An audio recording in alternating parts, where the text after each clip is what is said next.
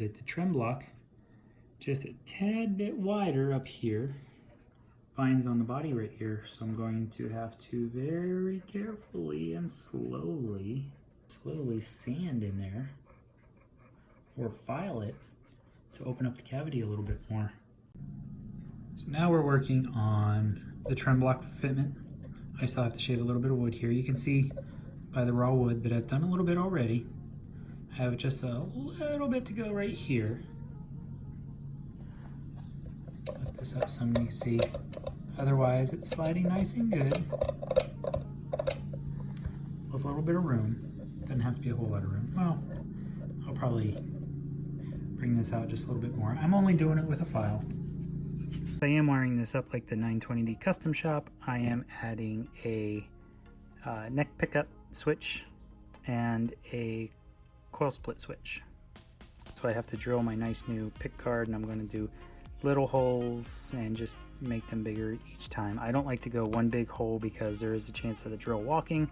I always start with a Dremel, make a little hole, and then step up my drill bits from there. And now the fun part. I've got my two switches in, 5-way switch. I already started a little bit of soldering, and then I remembered I had to do video clips. 250, yeah, here's the drop cap that I'm using. Got my iPad with little piano music for relaxation. This is the wire diagram I am using. It is based off the Everything Axe Set 1 Volume 2 Tone 5-way blade from SeymourDuncan.com, but I opened the PDF up in Illustrator, and just quickly, I'm not an Illustrator whiz by any means, I quickly added the diagrams for how I want to do the switches. And these are just pieces of tape here so I can change anything up. I am not going to put a tone pot on the middle pickup. I'm only going to have it on the bridge and neck. So this should wire up pretty quickly, and this is going to be fun. One important detail that a lot of people miss, and I've seen solder joints come off a lot. These smooth surfaces that have your hand oils on them and everything from working and putting them together are never going to hold solder correctly. You want to scuff up the surface. I'm just using a standard nail file. Scuff up the surface a little bit so the solder has something to sink down into, and you'll get a lot better hold.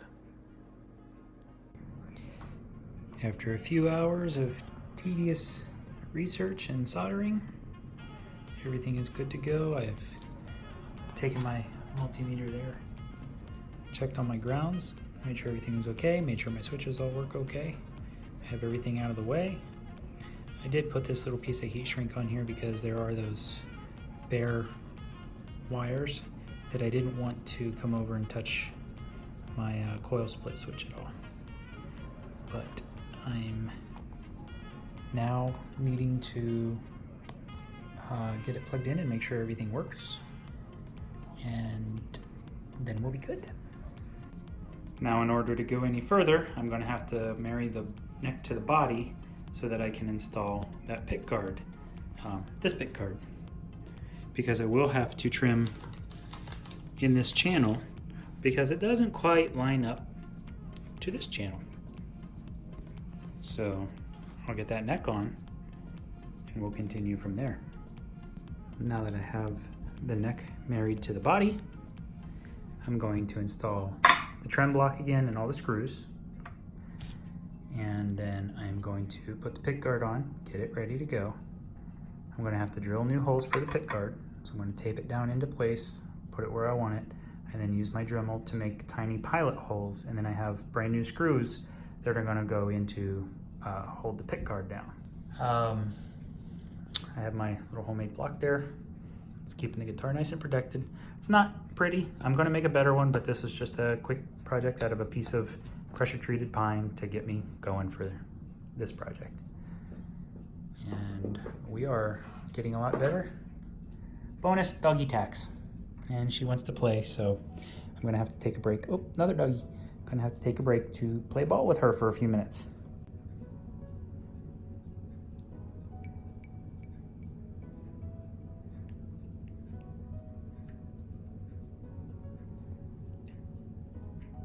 Yes, it's a cat toy.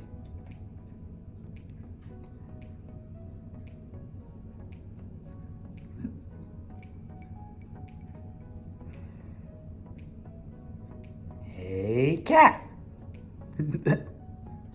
Again, no binding. Awesome. These are not fully adjusted yet. I haven't set the angle of the trim block, can't do that yet. Now it's time to get the pick guard roughed in, and then I can get it wired up. On the back side here, okay, this is all good. All good. I just have to shave a little bit right here. Let's see if this is the same distance here. Yes. So I'm just gonna shave this so it's the same all the way around. And for this, I'm going to take just a small fraction off. I'm going to do this with a razor blade. I'm not going to do anything fancy there. This side I am going to do with a file. To keep the pick guard where I want it, I've taped it down. Everything is centered. I've measured everything out. So this is the Music Lily pick guard from Amazon. This is not a Fender official pick guard. And the one thing that I noticed in a lot of the reviews were people were complaining how the edges were cracking where the screws go. Now I think the solution to that is very obvious. A lot of people were putting the pick guards on, at least that I saw on YouTube, with a drill. And my dogs can't decide if they want to be in or out. That's what all that noise is in the background. So anyway, to me, anything delicate like this should always be done by hand, and it should always be done slowly. And you're just going to take the screw down until it gently fills the pocket. You're not going to torque it down completely. And there we have, let me zoom in on that, a nice centered screw. And no cracks in the pick guard. And that is not going to come up. Stop zooming on my hand. That is not going to come up in any way. I can't even fit my thumbnail under it. Just be delicate, take your time, and you're not going to have problems. The pick guard is now fully screwed down. I have installed the volume and tone knobs. Now my biggest debate that I'm having right now, both of these tips look really good on the 5-way switch. For continuity's sake, I'd say stick with white, but this black, when it's placed on there, that just looks really good. Since I am putting on the Graphtec Tusk Nut, which is black, as well as one string tree that is black, I think it would contrast well. Fingerboard all taped off. I'm about to mark the frets and start leveling. Taped up the frets. Right now I'm just going over them with marker so I can see where high and low spots are. And once I get that done, I'll go over them with the Fret Guru straight edge or leveling block. I have hit the most pain in the ass part of this whole rebuild. And now my dog's gonna start whining. Poor Whiskey. Anyway, so I already leveled the frets. I used my, it's over there, my Fret Guru bar. It worked beautifully. I put the nut in place. It's just sitting loose in there so I could get it figured out and make sure the height is correct. But I went to radius the fretboard. I went to check the radius, and it's supposed to be 9.5. But let's see if we can get here. It's definitely not 9.5. So I went all the way up. 14 looks pretty close, but if I shine the light behind it, which you can't do with only 2 hands, I still get light. I did all sorts of searching, and I could not find very many references. I could not find very many references to guitars having 14 or 15 inch necks from Fender. But it turns out some of the Asian models did, and this is a 95 made in Korea model. I have the electronics all wired up and tested. Everything is good. There will be a demo of that soon. But for now that I know that my radius is 15, and I'm using the old strings to set everything, and then I'll put the new strings on, I can get my trem block set up correctly, which I've been working on. That is 0.125 spacing there, which is recommended from, in 8-inch spacing, which is recommended from Fender. So I don't want to do huge dive bombs or full step pull-ups. I just want to do half steps, so I'm not going to go crazy with the float here. Until next time.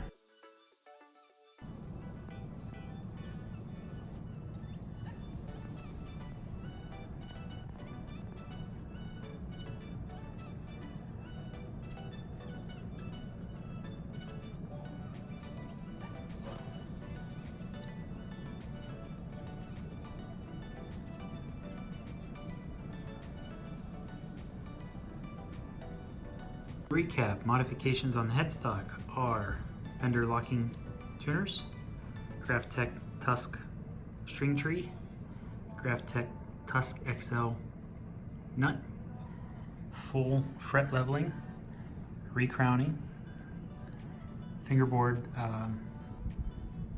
conditioning, new Music Lily pickguard, and backing plate. Seymour Duncan Everything Axe pickup set. So we have a Little 59, Duckbucker, JB Jr.,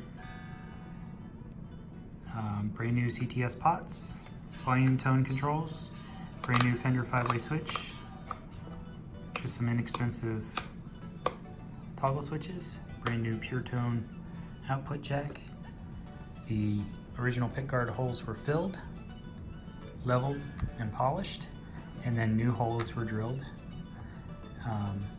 Wiring on the inside is the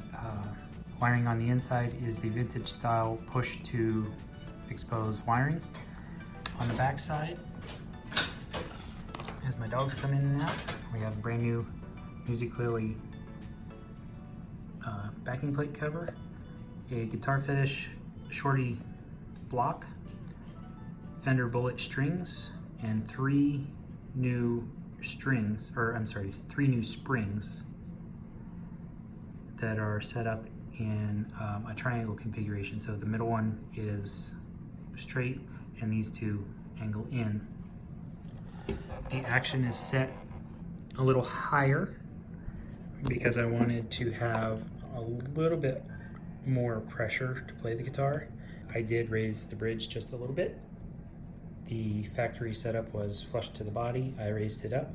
That way I can pull up or push down on the trem bar and get plenty of change. And there we go.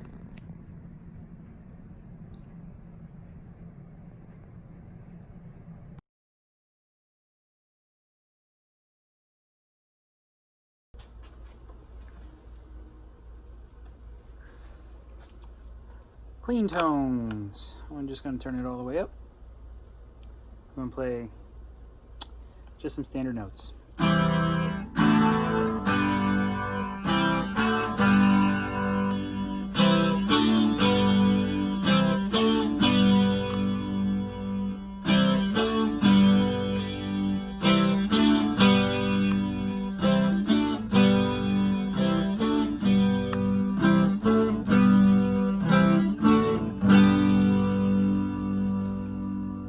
Coil split.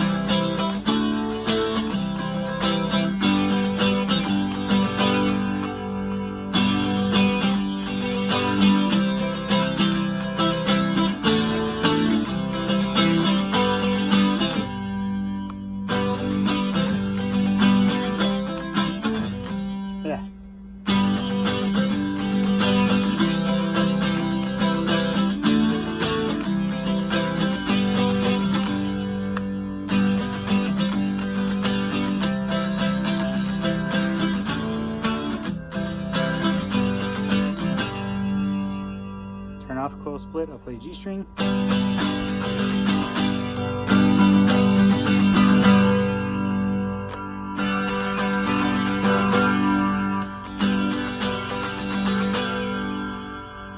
Turn on neck pickup with coil split off.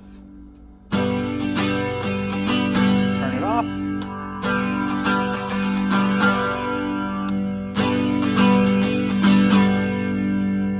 And I have my tone controls. Neck pickup, or I'm sorry, bridge pickup. Neck pickup. Middle pickup was left alone.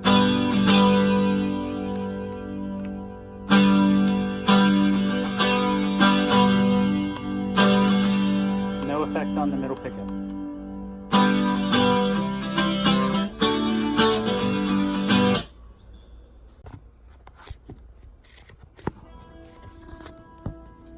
lead channel on this amp with these pickups is where this really comes alive. So in the neck pickup, I'm not a very good lead player currently, so I'm just going to play some notes. Actually, I'll play the intro to In Keeping Secret Silencer 3 by Coheed and Cambria.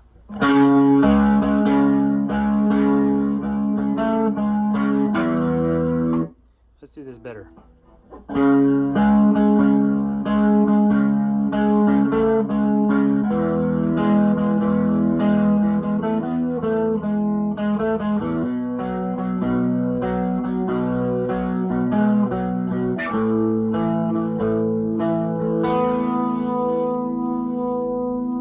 Now my favorite tone that comes out of these two humbuckers being set up is when I turn on the neck pickup, play the same song.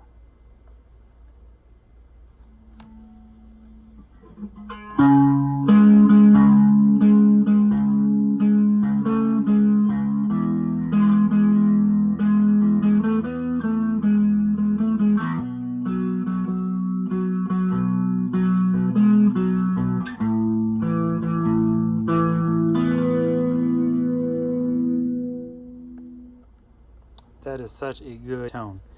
So I'm gonna turn off the neck pickup. Well, turn off this switch, which isn't doing anything now that this is all the way up. We'll play just on the neck pickup.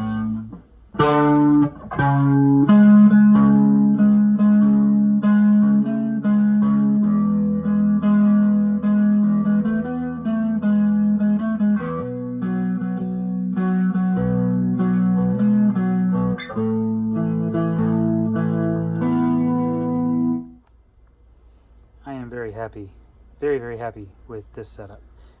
I did alter it. This is pretty much the same setup as the Custom Shop 920D pickup. However, I did swap the middle tone control to be a neck. I'm sorry. I did swap the middle tone control to be the bridge tone control. So this bottom knob here controls the bridge. Absolutely nothing to do with the middle. It is always one flavor.